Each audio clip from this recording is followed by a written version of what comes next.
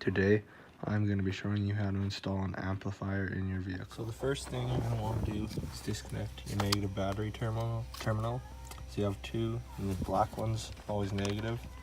So you just take it off, take the wire connector off, and put it to the side. See there, now it's off. You can put the bolt back in a bit so you don't lose it. And there you go. The next thing you're going to want to do is find a place to mount your amp. So I just have it mounted on my sub box, just right there. So the next step is going to be to run your power wire through your vehicle's firewall. As you can see, this is rubber right here. It's a grommet, just protecting the hole in the metal, which is called your firewall, to the engine so that no water can get in here. So I just have my power wire coming through. I cut a little hole in it with a knife so that it can get through. And then I put it beside a screwdriver, connected it with zip ties, and then just pushed it through. To have it through your firewall, you're going to want to find where it comes into your engine. And mine just comes in right down there. And so I round it up here, and then over. Then you want to connect it to the positive terminal on your battery. Run it to your amps location, and mine is in my trunk. So it's coming over there, and then it goes under these clips. As you can see, it's right there, and then it'll keep going under the clips until it gets to the trunk. And the next step that you're going to want to do is run your remote turn-on wire from your stereo.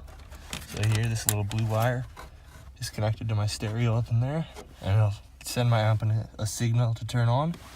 And then the remote turn-on wire is also run under these clips, and it's this little blue one right there.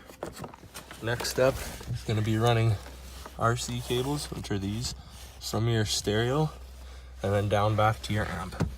So these come over here, and then they go under the clip, just like the power from the remote turn-on wire, except these are on the other side of my car, because if they're beside the power and remote turn-on wire, they could get interference, which wouldn't sound good with your music. What you want to do is find a good ground location for your amp, and mine is just right behind the carpet, right there. And with the ground, when you find it, you're gonna have to sand it off before you actually attach the wire, because if it's not sanded, it won't get a good connection and it won't be a good ground. Next thing you want to do is reconnect your negative battery terminal.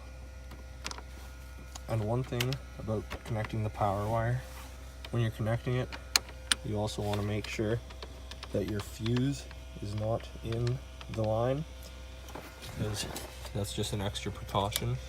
So see, here's my fuse. Take it out just by pulling on it, and there it's out. So the circuit's not complete. You can't get power to your amp. Now, after all those steps are done, your amp will turn on. Most of the new amps have a little light that'll come on.